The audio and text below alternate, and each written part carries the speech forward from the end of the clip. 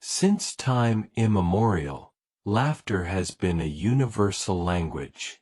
And in every corner of the world, there has always been someone tasked with bringing smiles, mocking power, and supporting people in the most difficult times. Today we'll learn the story of those characters who, under the guise of paint and costumes, have made us laugh, and also think. Clowns. Yes, that creature with a red nose and enormous shoes that has traversed centuries of history. Where do clowns come from? Why do some make us laugh, and others give us nightmares? Believe it or not, clowns have very ancient roots. The origin of the clown dates back to ancient times. In Egypt, in the pharaonic courts, jesters already existed to entertain. When we talk about clowns in the Egypt of the pharaohs, we must leave behind the image of the red nose and enormous shoes. Their role, however, was surprisingly similar. Evidence of their existence comes not from a circus poster, but from tomb walls, papyri, and archaeological remains. The oldest and most tangible evidence is found in the tombs of nobles and high officials. Their walls were basically a chronicle of the deceased's life, a catalogue of everything they wanted to take with them to the afterlife. And among the scenes of harvest, hunting, and banquets, some peculiar characters appear. The dwarves. In Egyptian culture, dwarves, far from being marginalized, were considered beings with a divine connection, associated with the gods Bes and Ta. Therefore, they held positions of great trust and value. Unlike the clowns we know, dwarves did not wear colorful makeup, but their stature already made them a figure that stood out from the norm. In these chronicles, they can be seen performing acrobatic dances, making exaggerated gestures, and, above all, entertaining the tomb owner and his guests during sumptuous banquets. Their function was clear: to provoke laughter and alleviate the solemnity of the event. And to understand why they were held in such high esteem, we must look at their divine patron, the god Bes. Unlike the slender, perfect gods, Bes was dwarfish, grotesque, with a lion's mane, and with a protruding tongue. He was a protective god of the home, who drove away evil spirits with laughter. His ugliness was his power. Human jesters were, in essence, an earthly embodiment of this principle, using the grotesque and the comic as a shield against misfortune and overwhelming solemnity. And what exactly did they do?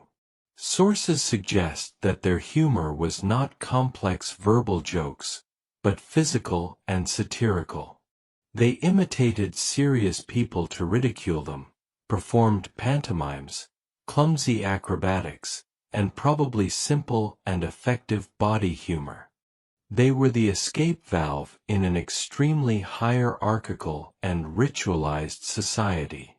They could mock authority, because a god backed them up.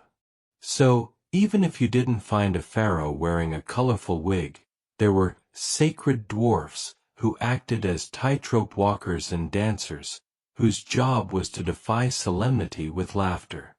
They didn't wear red ball noses, but they carried the blessing of a god with a deformed face. They were the perfect comic counterpoint in a world of perfect gods and divine pharaohs. The first clowns in history weren't in a tent, but on the very throne of the civilized world, making faces to ward off the darkness. In other parts of the world, such as China, the role of the jester was very special. It wasn't just about entertaining, but about exercising a form of criticism disguised as humor. Tradition tells of a famous figure, Yu Zi, a court jester during the Zhou dynasty, more than 2,500 years ago. The story goes that the emperor wanted to paint an entire palace red, a massive undertaking that would have cost the lives of hundreds of workers. No one in the court dared to contradict him, except Uz. The jester began to imitate the emperor in an exaggerated manner, simulating how he ordered every corner of the palace to be painted, until the idea seemed absurd and ridiculous. The court erupted in laughter, and eventually the emperor himself laughed as well. The consequence was surprising. The emperor cancelled the project, saving resources and lives. Uz had achieved what no advisor or minister could do, make the emperor change his mind. And all thanks to humor. The Chinese jester was not just a comedian. In many cases, he was considered a master of the absurd, someone who could mock the decisions of those in power without punishment. His humor was a political weapon, but also a refined art. With gestures, jokes, acrobatics, and even wordplay, he criticized the rigidity of imperial protocol and, at the same time, entertained the court. In Chinese culture, the jester was seen as a wise fool, someone who appeared unimportant, but whose laughter could save a kingdom from making fatal mistakes. Clowns primarily originated in Egypt and China, but it was in Greece and Rome that the figure of the clown became established.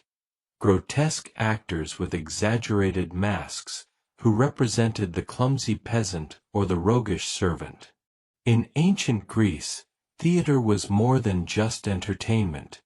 It was religion, politics, and education. And amid the tragedies of Sophocles or Euripides, there was always room for comedy. There, grotesque, exaggerated characters appeared, representing the ridiculousness of everyday life. One of these was the mime, who used his body to generate laughter with falls, gestures, and physical jokes, very similar to the humor of today's clowns. Another was the clumsy slave or the naive peasant, who was always getting into trouble and served as a foil to the heroes. In Rome, this humor was taken even further. The Roman people loved light comedies and farces. Comedy actors painted their faces with basic colors, red, black, or white, to exaggerate their expressions. Many wore large leather noses or deformed masks. Sound familiar? Exactly. It was a precursor to modern clown makeup.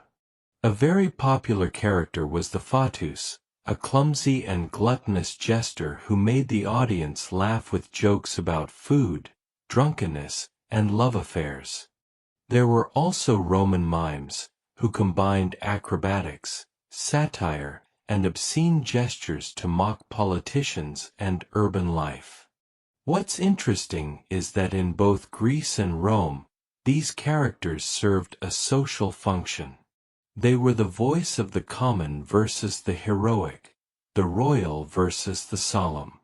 While kings, gods, and warriors filled the stage with grandeur, the clown reminded us that life is also made up of stumbles, drunkenness, and laughter. Some time later, after the fall of the Roman Empire, Europe was plunged into centuries of instability. Wars, famines, plagues. Classical theater died out, but the spirit of the clown survived. Medieval minstrels and jesters inherited much from those ancient comedies. Physical humor, jokes about everyday life, satires of power. And it was precisely during the Renaissance, in 16th century Italy, that those seeds bore fruit in something completely new, the commedia dell'arte. Commedia dell'arte was a popular, street, improvised theater performed in squares, markets, and fairs. The actors wore fixed masks and each played the same character, easily recognizable by the audience. Among them were Arlecchino, the mischievous and agile servant, famous for his juggling and acrobatics; Pulcinella, with her shrill voice and mocking nature; and Brighella, the cunning rogue who always found a way to deceive his master. The curious thing is that these characters were direct descendants of the foolish peasants and clumsy slaves of Roman comedy. The exaggerated masks, the comical falls, the mockery of the powerful. It all came from there. Commedia dell'arte didn't just make people laugh, it also spoke of injustices, everyday life, the abuses of the rich, and the ingenuity of the poor. And from this tradition, the modern clown was born, the clown who, centuries later, would fill circus arenas throughout Europe. But it was in England, in the 18th century, that the circus created the clown as we know it. At the end of the 18th century in England, a man named Philip Astley invented something that would revolutionize the show: the modern circus. Astley was a horseman who performed equestrian acrobatics on a circular track. But he soon realized that between each act, he needed someone to keep the audience entertained, someone to make them laugh.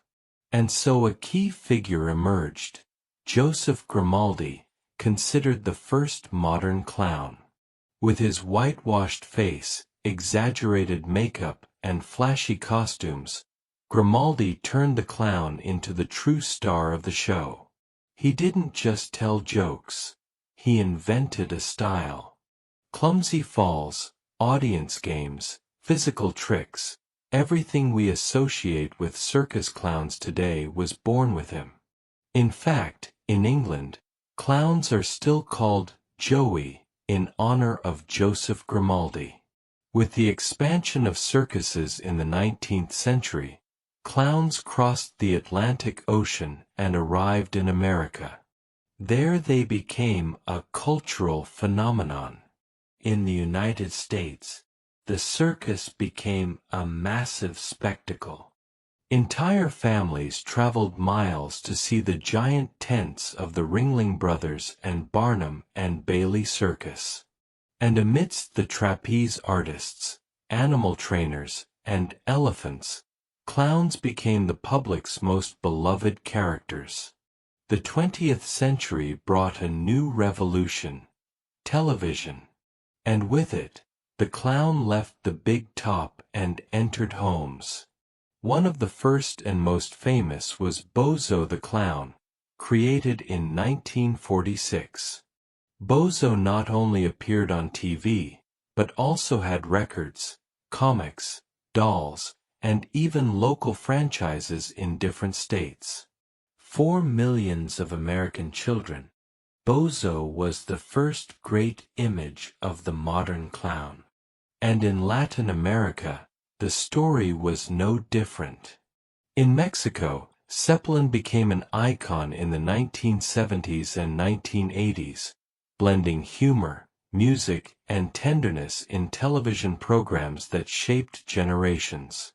In Argentina, Plim Plim appeared, a more educational clown oriented toward children's values. In countries like Colombia, Chile, and Peru, television clowns also emerged and became symbols of childhood. In the Americas, the clown was no longer just in the circus. He was on the small screen, on records, and in toys. He was a close friend, a symbol of childhood, a face that accompanied us every afternoon in front of the television.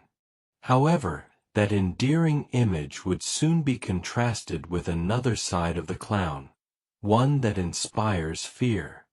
And so we come to the darkest part of this story. For not everything in the history of clowns is joy. Over time, the same makeup that made children laugh began to provoke something very different: fear. Psychologists call it coulrophobia, the fear of clowns. And it's not unusual. They're painted on, frozen smiles, exaggerated gestures, and makeup that hides their real faces generate mistrust. What should convey tenderness can be disturbing. Fear became a reality in the 1970s, with a case that shocked the United States, that of John Wayne Gacy.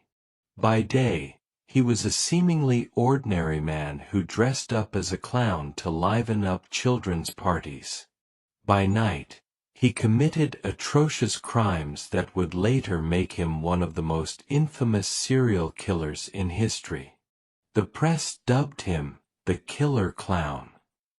And from then on, the figure of the clown has never been the same. Popular culture took that fear and transformed it into horror stories. In 1986, Stephen King published it, a novel in which the clown Pennywise preys on children's fears. The film adaptation turned Pennywise into one of the most terrifying villains of all time. Shortly after, the comic book universe gave us the Joker, Batman's archenemy.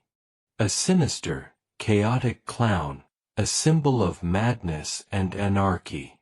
With these performances, the clown ceased to be synonymous only with laughter, and also became an icon of fear.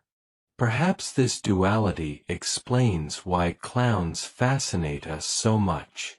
Because behind the white paint and the exaggerated smile, a disturbing truth lies hidden. The clown is capable of revealing the best and worst of human beings. Today, clowns are still present, but in new forms.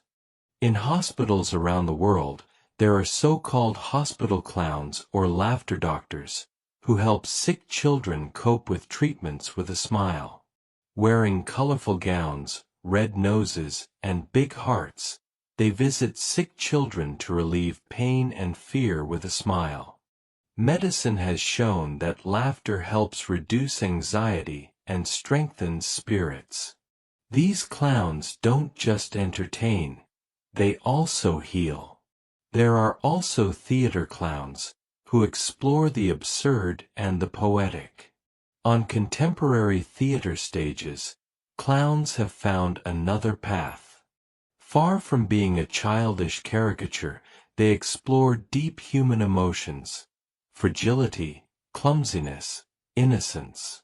In the end, the clown isn't just a character, it's a mirror of humanity, ridiculous, fragile, funny, and sometimes disturbing. Today, clowns are still present, but they've transformed. They're no longer just circus figures or television characters. They've become something much more human and profound. The modern clown becomes a poetic mirror, reminding us of the absurdity and beauty of everyday life. In festivals around the world, in art schools, and in rural communities, clowns keep alive a tradition that has spanned millennia. Because beyond fear or stereotype, the clown remains the same as it was from the beginning, a bridge between laughter and tears. Perhaps that's why they appeal to us so much.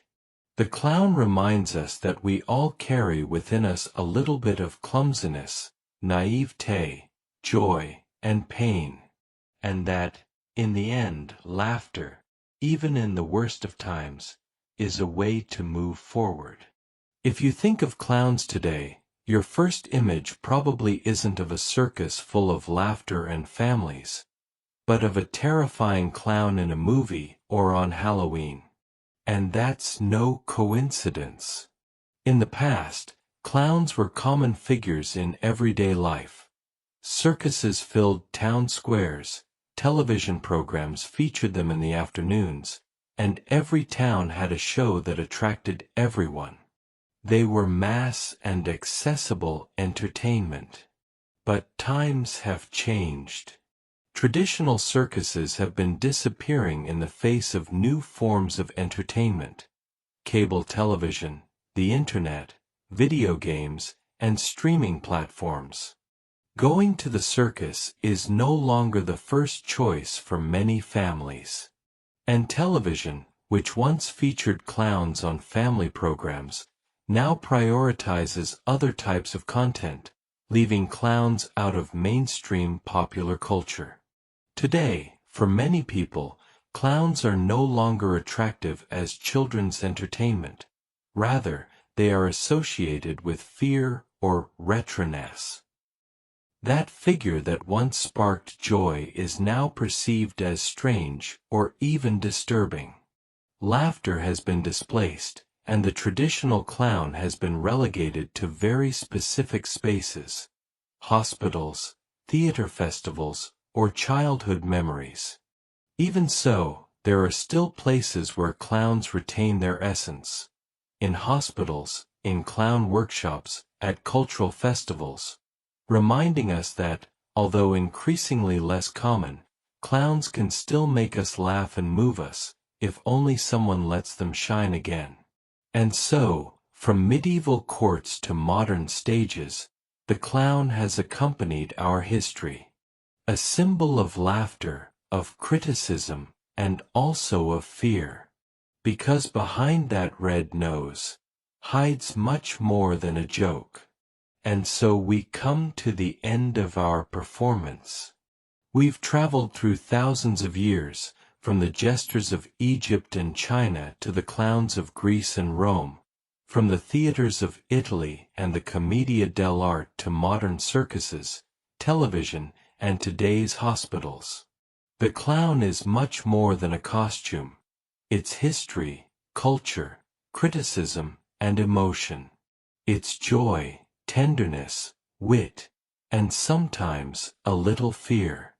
But above all, it reminds us of something essential: that laughter is a universal language, capable of uniting people, easing pain, and teaching us to look at life with lightness, even when everything seems heavy. So, the next time you see a clown, remember, behind the red nose and the painted smile, there are centuries of history, 1,000 human stories, and a reminder that we can all laugh, learn, and heal.